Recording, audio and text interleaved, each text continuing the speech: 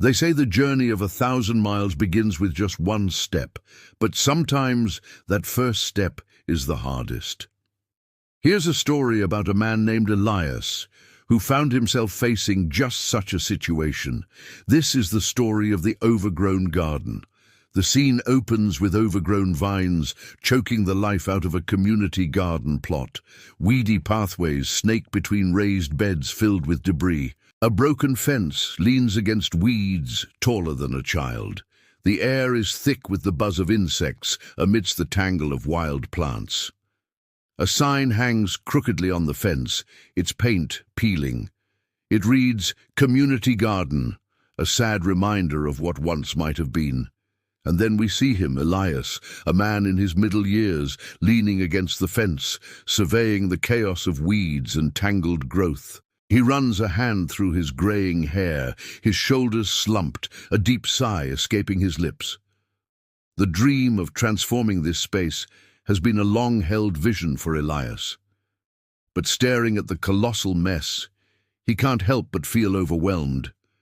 He's thought about this for weeks, maybe months, how to breathe life back into this forgotten corner of their neighborhood. But now that the time has come, he's not so sure he's up to the task. Sure, he's got dreams, fresh vegetables for families, a place for neighbors to connect, a splash of green in their concrete world. But dreams don't pay the bills or put food on the table. And the reality of his situation is staring back at him, unyielding and imposing. We see him run a finger along a rusted hinge on the broken gate, lost in thought. The enormity of the task threatens to engulf him. Where would he even begin? He doesn't have the tools, the time, the help, the resources. Or does he? A gentle breeze rustles the leaves of a nearby tree, momentarily breaking the oppressive silence. Elias looks down at his own hands, then at the rusty trowel lying near the broken fence. With a newfound resolve, he picks it up.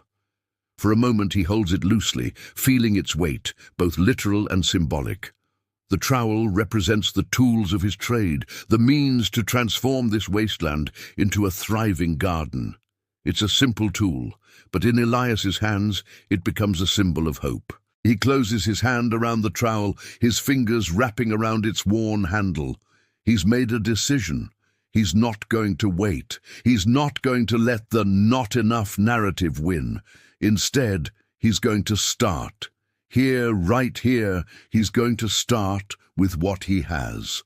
The sun climbs higher in the sky, casting longer shadows across the garden beds. Elias, with his old trowel in hand, begins to clear a small section of weeds.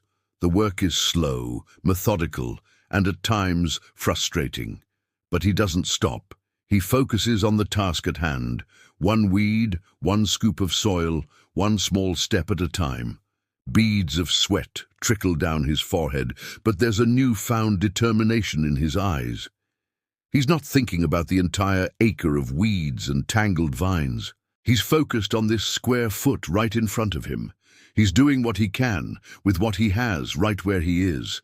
As the afternoon wears on, the small patch of cleared ground grows a little larger. The effort is his alone, but the inspiration isn't.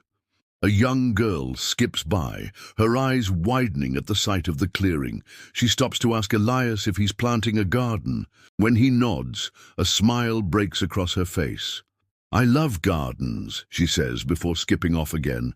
Her enthusiasm is a spark that ignites a fire within Elias. He's not just clearing weeds, he's clearing a path, not just for himself, but for anyone who wants to follow. Day after day, Elias returns to the garden. Each day, he does what he can. He clears more ground, pulls more weeds, plants a few seeds. Slowly, very slowly, the garden begins to stir back to life. The once tangled wilderness is becoming a place of order and growth. The first shoots push through the soil, reaching for the sun, a testament to the quiet determination of a man who refused to be overwhelmed. His actions are a ripple, creating waves of change in his community. This story is an ode to the power of starting small, of taking that first step no matter how daunting the task ahead may seem. The garden might not be perfect, the soil might not be ideal, the weather might not cooperate. But the journey of 1,000 miles, they say, begins with just one step. So do what you can, use what you have, start where you are. The rest will follow.